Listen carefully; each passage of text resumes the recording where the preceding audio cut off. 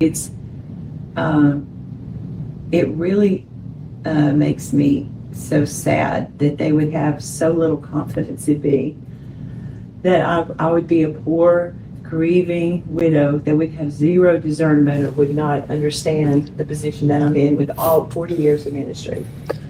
In June, I can tell you that from his side, he was not even thinking about me in that way. I know that now based on he wasn't doing his social media and conversations we had and stuff. I have all the text messages from June and July. I have everything. And I went back and looked at all of them. And so it wasn't until July the 4th, after he left Poppy's house, that he was going back to Colorado Springs. And I actually had a conversation with Jonathan and I remember Susie it. on the phone. I was leaving the lake house, and I told them that if God wanted this marriage restored, that would be my desire, if it could be restored, that I would never ever want to interfere in that. And I told the Lord that. And so in talking to Denise, she told me, she had hopes that they could reconcile. And I told them, that could possibly, be the thing. Susie said, he's not going back to her. He's coming for you. Susie said he's not. No, you didn't say that. You said, she said, I don't believe that it's going to work out. Right. And she was very excited about the possibility of us being together. Okay. And by the way, you were like, this has broken my heart about me and you, because she was the only one really that I could enjoy the journey with. And she even told me her mother had his name prophetically. Well, all my mom saw was that she felt like they're talking. And I've kept my parents out of this. But I talked to her. It was discernment that you were talking to him, not a validation of the relationship. But It may have changed now, but her mother felt very good about Doug, etc. Maybe I'll keep my mom out of it. Keep her out of it, but she's part of it. And there's a lot of other people like I didn't hear that are part of it. And I'm going to read their names, okay?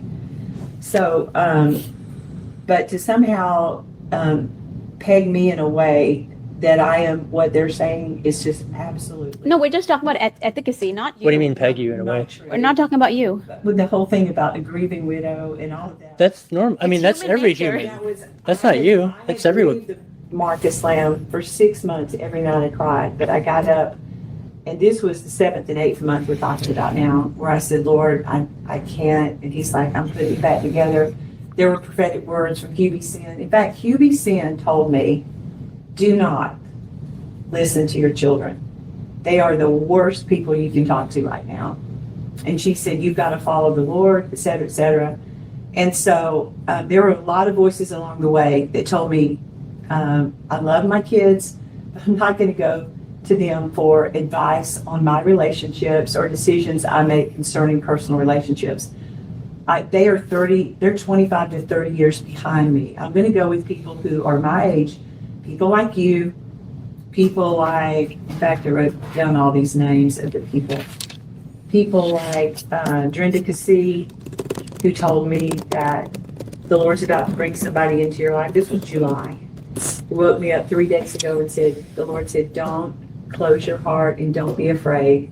People like Hubie Sin, people like my former assistant, Sam McNeil, who told me later, after she kind of knew, walked with me through this process, and she's like a little intercessor for me, and she showed me an email that she had written back like in August, where the Lord had showed her that he would be the one, but she didn't show me till many months later. She showed me the date on it. People like Cheryl Pruitt Salem, over Miss America, who upon hearing about us seeing each other, she said, I was praying and there's not anyone that I could have thought of that could better fit with you in your world than Doug. People like Cindy Murdoch, and they'll say, oh, well, she's my friend, she's on the table. But she's a friend that would wound me with truth, just like I had done with her over the years.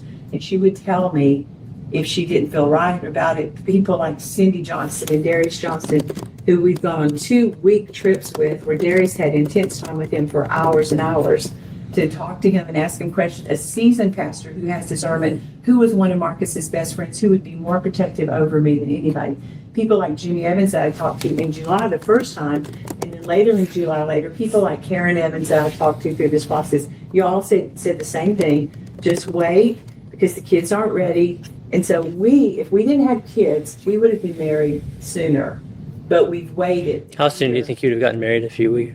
It doesn't matter. I'm just curious. And so people like Rhonda Davis that have a program on Daystar, been a friend over 30 years, pastors at church, who's one of the closest people to God that I know of, who has prayed and stood with me on through the whole journey. I've told her every detail of stuff they don't know, the kids don't know.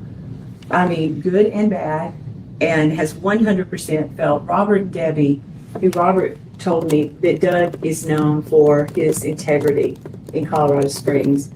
We went and met with them. Joyce Meyer, who has called me on multiple occasions, multiple times, he talked about it. John Hagee, who went through a similar situation where he divorced his wife. He did not have adultery, but some of the same situation that Doug was in couldn't have been nicer. James Robinson, who came to my house and met with Doug without me being there and questioned him and said at the end of it, I don't know how you stayed in the marriage as long as you did, but he's not, there's no credit being given to that, because you're right, they have no filter, they have no understanding, they have not been in ministry long enough to understand the 40 years that you've been in ministry, dealt with this over and over, that he's dealt with over and over and over. So Sean Boltz, who they hold in the highest esteem, had a long conversation with him. He said, I have a friend that went through exactly the same thing and gave his blessing, prayed about it, called me back. Jesse Duplantis, who has met Doug, sat with him, with Lawson Purdue, who pastors a church in Colorado Springs, said, I remember him.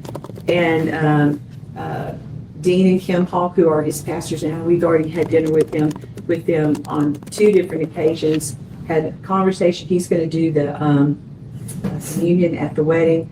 And not to mention my immediate family, my cousin David, who's very close to me in Tamala, spent time with Doug. My mother, who is livid over all of this happening right now, because she knows me better than anybody else, because she birthed me, and she trusts my judgment and my discernment with the things of God. My brother, Lane, my sister, my brother-in-law, who was Marcus's brother. I mean, I could go on and on. You know who would be the most upset at this right now? It's Marcus Lamb, because there was no one that had more trust in me and my ability to have discernment and to do what is right than Marcus Lamb, okay? So that's just, this morning the Lord said, write down, because what he told me, he said, no matter what happens, he said, Joni, he said, I want you to enjoy this moment, and I want you to celebrate with the people that I have surrounded you with, that you trust and that you know. And so when they say we don't have peace, I'm not gauging my life on their peace. I'm gauging my life on my peace. And even with all this chaotic, crazy stuff going on, especially with Rebecca, who has gone crazy, the Lord, in the middle of all of it, it's just like this unbelievable peace